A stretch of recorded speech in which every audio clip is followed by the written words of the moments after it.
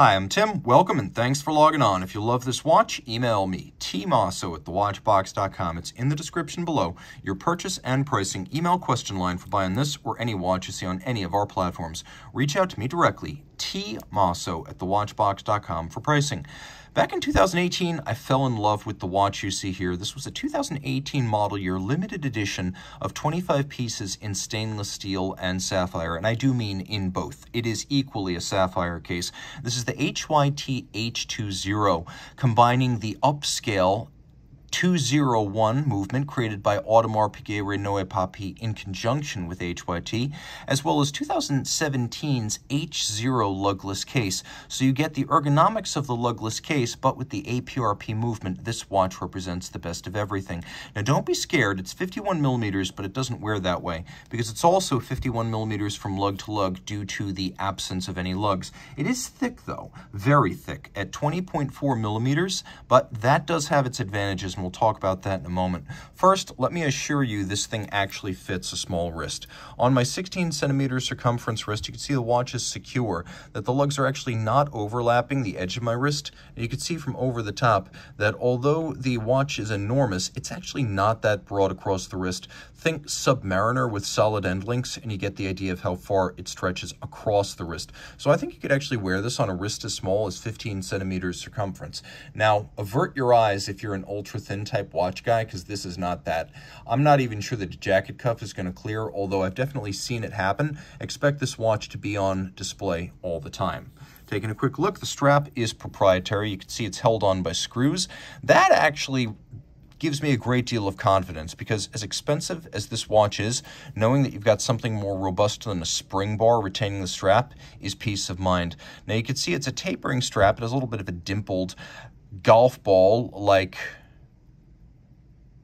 profile on it. If you have tryptophobia, that's going to be a turn off, but for everyone else, it's quite attractive texturing. Then we have a titanium buckle, and let me avoid confusion. The metal part of the case is steel. The rest is sapphire, but this is titanium. Now you can see it is a twin trigger release, so you press both triggers and it pops open. Now it's got a clever micro adjust built in. You press that trigger and there are a couple of predefined detents in there so you can fine tune the fit. So you actually have a little bit of adjustability built into the clasp. That's convenient and appealing. You can see that there are a couple of different finishes here. We have polish, we have media blast, and then we also have satination. Whereas the case is primarily satination, you can see that there's a little bit of a polished lip that runs on two planes all the way around the case. Now it is mostly sapphire. The nice thing about sapphire is the hardest material that is generally used in watchmaking. And because basically 2/3 of this case, in terms of thickness, 2/3 of the case is sapphire. Almost any impact or insult that's going to come in contact, whether it's a seatbelt buckle or piece of drywall in your office or the corner of your laptop screen, the sapphire is going to bear the brunt of that hit and probably is just going to shake it off. It's incredibly scratch resistant, so it would be difficult to actually scratch or dent the underlying case. We have an HYT crown. You can see it features both media blast and polish. We'll do a quick loom shot here, and I think you'll find that this watch has more than you expected. Not only is the watch extravagantly loomed, but you can actually read the time on the hydro mechanical scale. You can see right here, there's that little, I'll do my best to show you this. Camera doesn't always comply in the dark, but you can see the multifunction crown indicator has a luminescent thread of paint on its top. And you can see that the minute display advances that little meniscus between the two immiscible liquids. And you'll even see that the minute hand jumps across the bottom of the dial when it reaches the end of its travel. So now we'll come back to the light, and we'll examine some of these features in detail. Now, this is a movement created by Audemars, Piguet, Renaud, and Papi, along with HYT and HYT's sister company, Pressiflex, which is responsible for these fluidic display components. So let's go over the basics. It is both a retrograde and a regulator, and I'm going to explain that to you. So you can see how it has a separate display for minutes and hours, which makes it a regulator. Now, it's also a retrograde because the meniscus between the clear liquid and the blue liquid indicates the current hour, and you can see the current hour in profile. Now, when it reaches the end of its travel, you can see it only goes up to 12, but it does it in an unconventional fashion. When the meniscus reaches the end of the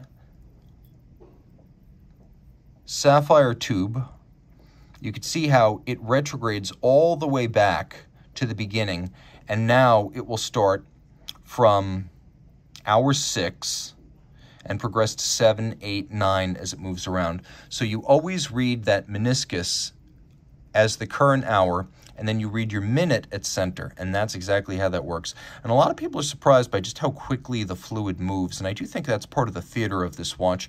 You can see adjacent to it, with that little blue and white panel, that is actually a temperature indicator. When you get into the blue, it is perhaps inhospitable, although I've been told by people previously associated with HYT that in practice they were never able to overheat or freeze the watch when it was on a human wrist, precisely because the wrist would either provide cooling in extreme temperatures or warmth in extreme cold temperatures. So in practice, it's hard for it to actually be affected by the temperature. This is more if it's been off the wrist for a period, you'll know whether it's safe to operate. Now, there's a lot more going on. You can see that there are 2 bellows, and the bellows are driven by cams. The cams are driven by a traditional manual wind Swiss lever escapement mechanical movement. So the bellows here, they're a little bit like a V-twin on a motorcycle. That was the design inspiration for the dial. One of them contains the clear liquid, one of them contains the blue liquid. Remember, the tubes are always full. It's just that there are 2 liquids that are immiscible. They can't mix, and that meniscus is always your hour indicator. Now, if you look, we have a function indicator for the crown. So now I am in setting mode, but if I were to push it back in, I would be in neutral. If I were to pull it out, 1 detente, remontage is winding en français, and that's exactly what I'm doing here. And you can see through the case back the coiling of the mainsprings of the twin barrels, which impart a 192-hour power reserve. And with a little bit of familiarity with the watch, you can actually use these as sort of informal power reserve indicators. It's a 28 joule movement. It beats away at 3 hertz, and you can see it's been built relatively robust with a full balance bridge and a free sprung balance. It also has a large balance with a lot of inertia to shake off concussion and bump-induced timing deviation. Plus, if you look carefully, APRP also spec'd an overcoil hairspring, so in any physical position, it will keep very consistent time. It's 30 meters water resistant, so you don't want to take the plunge with it, but being mostly sapphire and steel, it's a sturdy watch for everyday wear. Anywhere you would wear, say, a Calatrava, you can wear this quite easily. Taking a look at the actual finishing, it's to a high grade. All screw heads have been black polished. You can see the keyless works features a combination of satination and beveling. We have a matte finish across all of the blued components, and then we have a sort of light anthracite for the base plate and some of the other pieces, creating a nice matte blue, matte gray contrast. You can also appreciate the fact that this being an APRP movement, we do have some examples of outstanding ungulage, as on the structure of the cam, I should say the transferring lever that transfers the cam action into the bellows. You can see how the edge of that steel component has been mirror beveled, and it's all quite attractive. On the reverse side, there's more to love. You can see that the toothed edge of each ratchet wheel has been polished, and then the center, as well as all the wheels in the train, have been satinated. You can even see that these skeletonized ratchet wheels have been internally beveled, and then we have a concentric pattern across the, I guess we'll call it the crown wheel. We also have a satinated and beveled click and click spring that's quite attractive, and you could see the orientation of the bellows containing the fluid from the underside. It is a very impressive watch, and it's fun to play with. Of course, the crown indication, the crown function indicator, will be familiar to folks who own Richard Mille as well as Royal Oak Concepts, because that crown function indicator for the multifunction crown is an APRP signature. Now you can see the meniscus moving along and how quickly it can operate when you're quick setting the watch.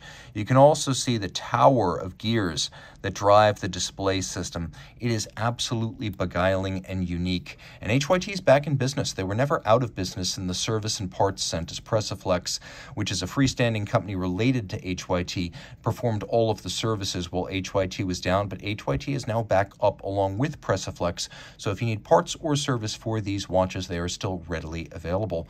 If you love this watch, and I can't imagine why you wouldn't, reach out to me, T Mosso at thewatchbox.com for purchase and pricing details.